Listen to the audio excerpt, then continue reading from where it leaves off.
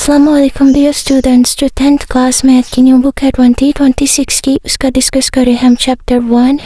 उसकी आज हमने करनी है एक्सरसाइज 1.4। इसका क्वेश्चन नंबर 1 में आपको कंप्लीट करवा चुकी हूँ। अगर किसी ने वो वीडियो देखनी है तो वो मेरे चैनल पर जाके देख लें। आज हम इसका डिस्कस करेंगे क्वेश्चन नंबर 2। अब ये देखिए, क्वेश्चन नंबर 2 का जो पार्ट 3 है, पार्ट 3 और पार्ट 4 सेम है। ठीक है, आज मैं आपको करवाऊंगी पार्ट 3 और पार्ट 4 इस वीडियो में, और इसका क्वेश्चन नंबर 1, 2 और 5 मैं आपको नेक्स्ट वीडियो में करवाऊंगी। इसमें वो कह रहा है solve the following simultaneous linear equation with complex coefficient for w and z। इसको जो हमने सोल्व करना है, इसका अब मैं करवा रही हूँ। क्वेश्चन नंबर 3 और क्वेश्चन नंबर 4 इजी है, सबसे आसान इसका क्वेश्चन नंबर 3 और 4 है, और ये दोनों सेम मेथड से सोल्व होंगे इस वीडियो में। हाँ, मैं आपको यही दोनों करवाने जा रही हूँ। ठीक है, क्वेश्चन नंबर 1, 2 और 5 मैं आपको नेक्स्ट वीडियो से करवाऊंगी। क्वेश्चन नंबर 3 और 4 ज़्यादा इजी है। इसमें है z की पावर 1 है, w की पावर भी 1 है। इसको हम कहते हैं लीनियर इक्वेशन, जिसमें पावर 1 वगैरह यूज़ होती हैं। ठीक है, अब इसमें पहली इक्वेशन है z minus 4w equal to 3a होता है, 2z plus 3w equal to 11 minus 5a होता है। इसको हम नाम दे देंगे इक्वेशन 1 का, और इसको हम नाम दे देंगे इक्वेशन 2 का। जो इक्वेशन 1 है ये मैंने नीचे दोबारा उतार दी, क्योंकि ये लीनियर इक्वेशन है। इसमें से हम कोई भी वैल्यू आसानी से निकाल सकते हैं। मैंने इसमें अपनी आसानी के लिए ये वाला z की वैल्यू निकाल दी। ठीक है, जब ये z की वैल्यू निकालेंगे, z यहीं पे रहेगा और 3 तब यहीं पे रहेगा। माइनस 4w था, नबी दूसरी तरफ जाएगा तो ये प्लस 4w हो जाएगा। ठीक है, इसका हमने नाम दे दिया इक्वेशन नंबर 3 का। फर्स्ट इक्वेशन से हमने z की वैल्यू निकाली। अब हम यही z की वैल्यू इक्वेशन 2 इसके अंदर पुट कर देंगे। ठीक है, यहाँ पर मैंने लिख भी दिया, put value of z equal to 3a plus 4w। ये z की वैल्यू आई थी ये वाली, ये हमने इक्वेशन 2 में पुट करनी है। ये इक्वेशन 2 थी हमारे पास, ये मैंने दोबारा लिख दी आपकी आसानी के लिए। ये वाली इक्वेशन 2 थी। यहाँ पर z ये है, इस z की जगह हमने लिखना है 3a प्लस 4w। इस z की जगह लिखते हैं 3a plus 4w plus 3w equal to 11 minus 5a होता है। ये सब वैसे का वैसे ही आ गया। ठीक है, अब ये जो 2 है इससे मल्टीप्लाई होगा, 2 3 जा 6, साथ में अयोटा प्लस वैसे का वैसे। अब ये 2 ने जब 4 से मल्टीप्लाई हुआ तो 8, साथ में ये w आ गया प्लस 3w वैसे का वैसे, इक्वल के बाद 11 माइनस 5 अयोटा भी वैसे का वैसे आ जाएगा हमारे पास।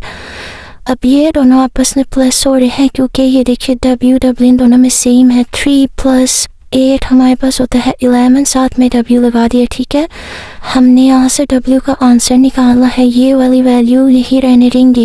एक्स्ट्रा वैल्यू क्या है, प्लस 6 होता है, जहाँ कोई साइन नहीं होता वहाँ पर प्लस होता है। प्लस 6 होता था, जब दूसरी तरफ भेजेंगे माइनस 6 हो जाएगा। ठीक है, 11w का आंसर आ गया। 11 माइनस 5 होता माइनस 6 होता। हमें 11w का नहीं, हमें सिर्फ आंसर चाहिए w का। ठीक है, अब ये देखें, माइनस 5 अयोता माइनस 6 अयोता, इसको सोल्व करके आंसर आ गया माइनस 11 अयोता। ये हमारे पास आंसर आ गया। हमें सिर्फ w का आंसर चाहिए था। ये वाला 11 हमारे पास एक्स्ट्रा था, ये इसके साथ मल्टीप्लाई हो रहा है। कोई भी value, for example a dot p इस फॉर्म में हो तो ये मल्टीप्लाई हो रही होती है। अगर इनके दरमियान कोई साइन नहीं भी है तो तब भी ये मल्टीप्लाई ही हो रही है। ठीक है, w यहाँ पर था, 11 मल्टीप्लाई हो रहा था, इसको दूसरी तरफ लेके जाएंगे तो इस तरह डिवाइड की फॉर्म में आ जाएगा। ठीक है, हमने इस 11 को एक दफ़ा ये 11 के साथ सेपरेट करके लिख दिया, और ये 11 अयोटा को इसके साथ सेपरेट करके लिखते हैं। नीचे जब सिंगल वैल्यू हो तो इस तरह एक वैल्यू बना देते हैं, और इस तरह दूसरी वैल्यू बना देते हैं। ठीक है, तो इसकी तो आपस में कटिंग होगी तो पीछे रह गया 1, इसकी जब आपस में कटिंग होगी तो पीछे रह गया माइनस, पीछे रह गया अयोटा। ये जो दरमियान में साइन होता है, अगर यहाँ पर माइनस हो तो हम माइनस लगाते, अगर प्लस हो तो प्लस लगाते। ठीक है, ये हमारे पास आ गया w का आंसर। ठीक है, अब ये जो w का आंसर है इसको हम इक्वेशन 3 में पुट करेंगे। Put w equal to 11 minus iota in equation 3। अब किसी भी वैल्यू में, किसी भी इक्वेशन में पुट करके आंसर निकाल सकते हैं। इक्वेशन 3 ज़्यादा इजी थी हमारे पास। ये देखिए, इक्वेशन 3 रही थी z equal to 3 iota plus 4w, इसलिए मैंने इसी में पुट कर दिया। यहाँ पर मैंने लिखा z equal to 3 iota plus 4w। ये मैंने w इसलिए मार्कर से लिखा है कि हमने w की वैल्यू पुट करनी है। w की वैल्यू हमारे पास 11 माइनस अयोटा, 11 माइनस अयोटा लिखती 4 को एक दफ़ा इससे मल्टीप्लाई किया 4 माइनस साइन 4 को अयोटा से मल्टीप्लाई करेंगे तो 4 अयोटा आ जाएगा। ठीक है, z वैसे का वैसे 3 अयोटा, ये वाला 3 अयोटा और ये वाला माइनस 4 अयोटा, जब इनको आपस में सोल्व करेंगे तो 3 माइनस 4 हमारे पास होता है -1, प्लस माइनस माइनस, इन दोनों को माइनस तो करेंगे लेकिन साइन बड़ी वैल्यू का 4 बड़ा है तो बड़ी वैल्यू का साइन यूज़ होगा। यहाँ पर माइनस अयोटा लिखेंगे, -1 नहीं लिखेंगे, ये वाला एक अयोटा था हमारे पास, ये अयोटा लिखेंगे। ठीक है, एक आंसर आ गया हमारे पास, ये दूसरा आंसर आ गया हमारे पास ये। अब हम इसका सोल्यूशन z लिखना है कि z equal to 4 minus iota था, 4 को मैं लगाते w equal to 11, 1 minus iota था। ये हमारे पास सोल्व हो गया क्वेश्चन नंबर 3। क्वेश्चन नंबर 4 भी हमारे पास बिल्कुल सेम इसी मेथड से सोल्व होगा। पहली क्वेश्चन को नाम दे देंगे इक्वेशन 1 का, इसका हम नाम दे देंगे इक्वेशन 2 का। इक्वेशन 1 के अंदर इक्वेशन 1 को देखते हुए हम z की वैल्यू निकालेंगे। ठीक है, z plus w equal to 3 iota था, तो जब z की वैल्यू निकालनी z यही पे रहेगा, एक्स्ट्रा वैल्यू क्या प्लस w इक्वल के दूसरी तरफ जाएगा तो माइनस w हो जाएगा। इसको हम नाम दे देंगे इक्वेशन 3 का। क्वेश्चन नंबर 3 और क्वेश्चन नंबर 4 ये दोनों सेम है और ये लॉन्ग क्वेश्चन है।